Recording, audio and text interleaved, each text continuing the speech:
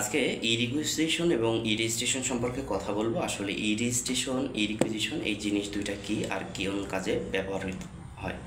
দেখুন, ই-রেজিস্ট্রেশন হচ্ছে প্রথম ধাপ, যেটা শিক্ষা প্রতিষ্ঠান প্রধানরা করে থাকে। অর্থাৎ শিক্ষা প্রতিষ্ঠানে শিক্ষক প্রয়োজন হলে ডেফিনেটলি এনটিআরসিকে একটা চাহিদা দিতে হয়, যেটাকে আমরা ই-রিকুইজিশন বলি। তো ই-রিকুইজিশন ঠিক তারা দিতে পারে যারা ই-রেজিস্ট্রেশন করে, অর্থাৎ প্রতিষ্ঠান প্রথমে ই-রেজিস্ট্রেশন করবে ই-রিকুইজিশন দেওয়ার জন্য।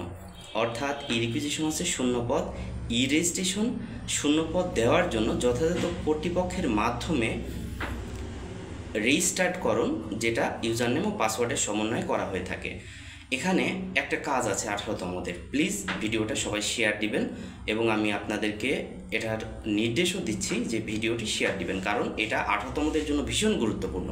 দেখুন, যত বেশি শূন্যপদ, ধরুন 1,03,000 বা 1,00,000 প্লাস শূন্যপদ পাওয়া যাবে, তাহলে পাসও করাবে কিন্তু বেশি।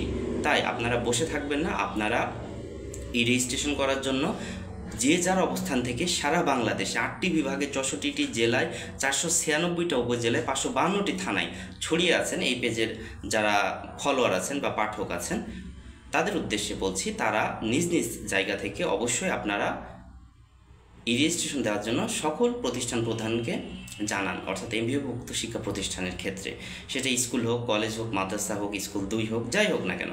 কারণ আপনার যদি পরীক্ষা দেওয়া থাকে 18তম, তাহলে এটা নৈতিক দায়িত্ব আপনার অবস্থান থেকে আপনি চাহিদা দিবেন।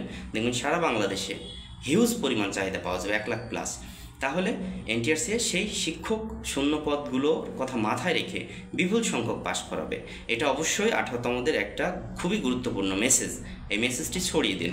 আমি আবারও রিপিট করছি, যারা 18তম দিয়েছেন তারা সবাই অবগত আছেন যে ই-রেজিস্ট্রেশন ও ই-রিকুইজিশন দুইটা শব্দের সাথে।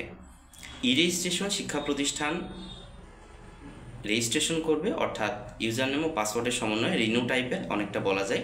এর পরের ধাপ হবে ই-রিকুইজিশন, অর্থাৎ ই-রিকুইজিশন সেই প্রতিষ্ঠানগুলো দিতে পারবে যেই প্রতিষ্ঠানগুলো ই-রেজিস্ট্রেশন করবে।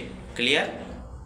তো ই-রেজিস্ট্রেশন করার জন্য আপনারা আপনাদের এলাকার প্রতিষ্ঠান প্রধানকে হেল্প করুন। যারা চাকরিরত আছেন এই পেজে, তারা একটু হেল্প করুন। আপনারা আপনাদের নতুন কলিগ পাবেন, স্মার্ট কলিগ পাবেন।